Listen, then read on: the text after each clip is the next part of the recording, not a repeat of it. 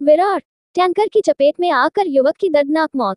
विरार चंदनसार, नवरात्रि के पहले ही दिन शहर में एक दर्दनाक हादसा हुआ।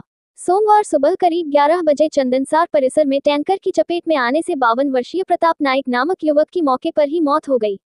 जानकारी के अनुसार प्रताप नाइक विरार के निवासी थे और देवी की मूर्ति लाने के लिए जा रहे थे। रास्ते में उनकी दोपहिया गाड़ी का पहिया गड्ढे में फंस गया, जिससे वे सड़क पर गिर पड़े। इसी दौरान पीछे से आ रहे पानी के टैंकर ने उन्हें कुचल दिया। हादसे में उनकी मौके पर ही मौत हो गई।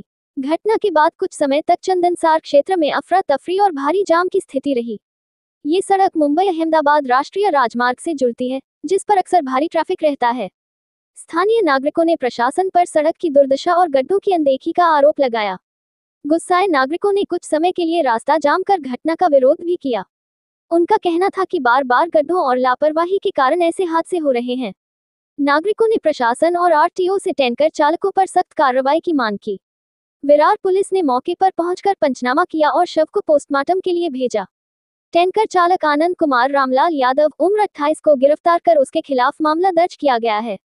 नागरिकों ने प्रशासन से सख्त मांग की है कि गड्ढों की समस्या को तत्काल दूर किया जाए और टैंकर चालकों पर कड़ी कार्रवाई की जाए, ताकि भविष्य में इस तरह की दर्दनाक घटनाओं को रोका जा सके। आता आम्हाला कळलं ही घटना टँकर जे पाण्याचे टँकर असतात त्या टँकरने त्याला धडक देऊन त्याच्यावरून ती गाडी घेऊन गेलेली आहे आणि त्याच्याकडे नंतर दुर्लक्ष देऊन तो गाडीवाला पळून गेलेला असं आम्हाला कळण्यात आलं। पण ही फार दुर्दैवी घटना आहे आणि अशा घटना वारंवार होतात। तर टँकरवाल्यांवरती आरटीओ आणि प्रशासनाने काहीतरी कायदेशीर कारवाई करून ही टँकर लॉबी बंद करणं गरजेचं आहे, कारण की असे अपघात वारंवार होत आहेत। शहरामध्ये खड्डे देखील रस्त्यांवरती मोठ्या प्रमाणात पडले, असं बघायला तर खड्ड्यांमुळेच हा शक्यता हा सगळा अपघात होण्याचे चान्सेस जास्त आहेत, कारण की खड्डे नसतील तर व्यवस्थित सुरळीत गाड्या चालू शकतात।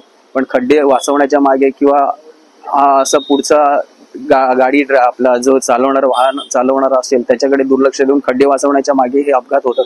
आणि ह्या प्रशासनाने खड्डे बंद करण्यासाठी एकतर प्रयत्न करणं गरजेचं आहे, कारण की खड्डे नसतील तर अपघात होणार नाहीये।